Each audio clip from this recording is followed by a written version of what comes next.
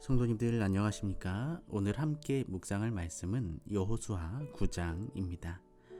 여호수아 9장은 가나안 족속들이 긴장하여 연합군을 형성하는 장면부터 시작합니다.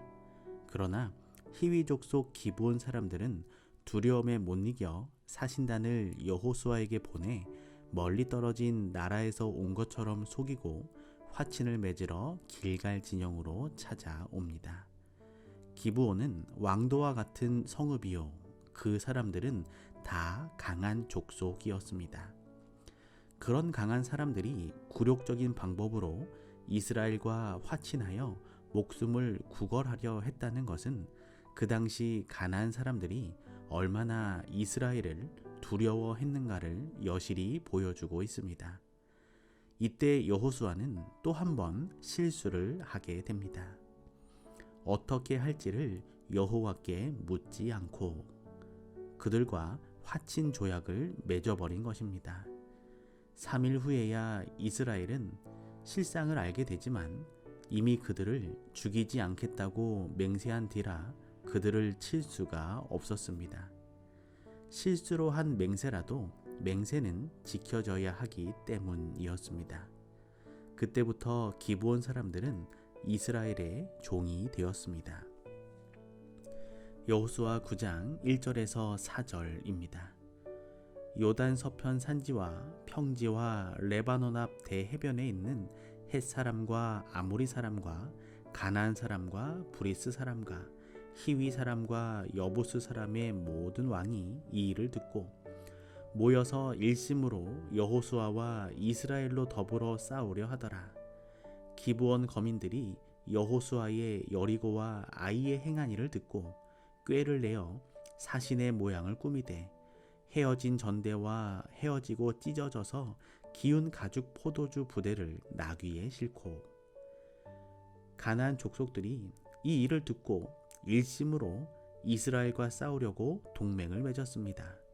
그들은 아이성이 얼마나 철저히 멸망하여 돌 무더기가 되었는지를 들었으며 온 이스라엘이 에발산에 모여 하나님의 율법을 들은 일이며 마침내 자기들을 진멸할 전쟁을 시작한 것을 들었을 것입니다.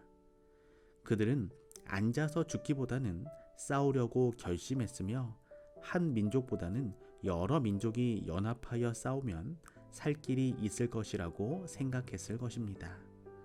하지만 동맹을 맺은 족속 중에서 분열이 생겼습니다. 히위 족속의 기브온 사람들은 동맹에 가담하지 않고 살 길을 찾아 꾀를 낸 것입니다.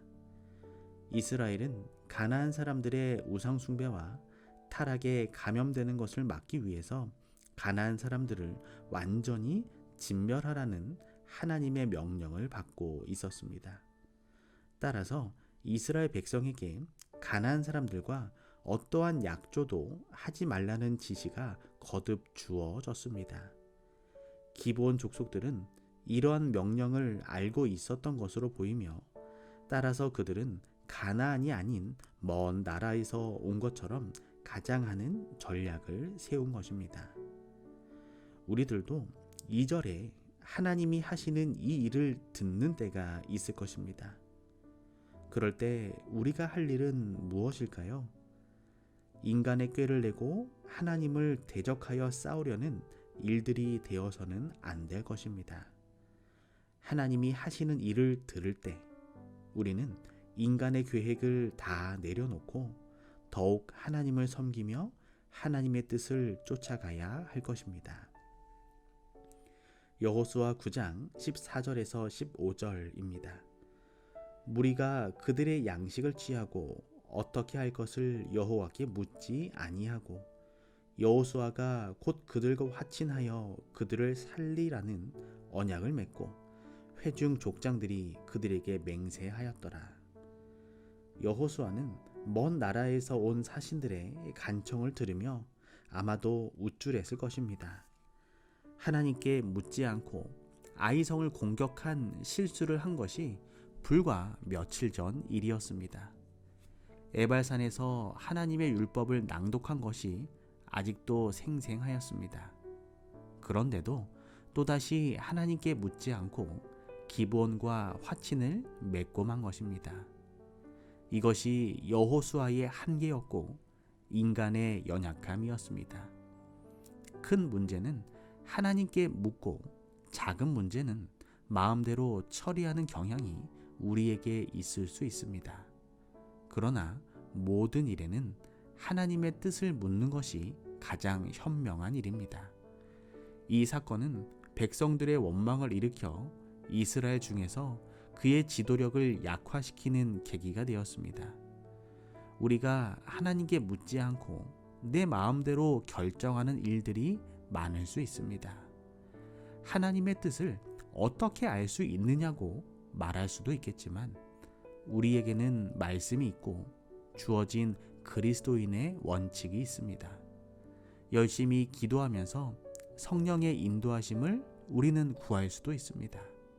그리고 경험이 많고 경건한 지도자들의 조언을 구할 수도 있습니다. 오늘 우리의 삶이 하나님께 먼저 묻고 하나님의 말씀을 믿음으로 기다리는 삶이 되기를 소망합니다. 여호수아 9장 27절입니다. 그날에 여호수아가 그들로 여호와의 택하신 곳에서 회중을 위하며 여호와의 단을 위하여 나무 패며 물 깃는 자를 삼았더니 오늘까지 이르니라. 기브온 사람들은 회중과 여호와의 제단을 위하여 나무를 패며 물 깃는 자로 평생을 살아야 했습니다. 그들을 특별히 성전과 제단을 위한 일에 투입한 것은 그들이 다시는 우상 숭배에 돌아가지 않고 하나님을 섬기는 일을 배우게 하기 위한 하나님의 섭리였습니다. 여호수아의 실수를 통해 이방 민족을 구원하시고자 성전에 가까이 두신 하나님의 마음을 알 수 있습니다.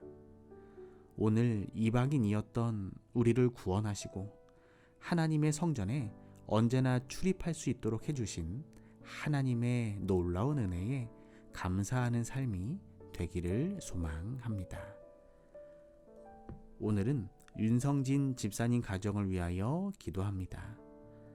사랑의 하나님, 윤성진 집사님의 인생길에 늘 말씀해 주시고 매일의 삶 속에서 언제나 하나님께 먼저 묻는 삶을 통해 지혜 충만한 삶을 살아가게 하여 주시옵소서. 권혜경 집사님과 윤현성 가족들의 삶이 성전을 가까이 하는 삶이 되게 하시고 선물로 주신 자녀가 하나님 안에서 건강하며 복된 삶을 살아가게 하여 주시옵소서. 사랑의 예수님의 이름으로 기도합니다.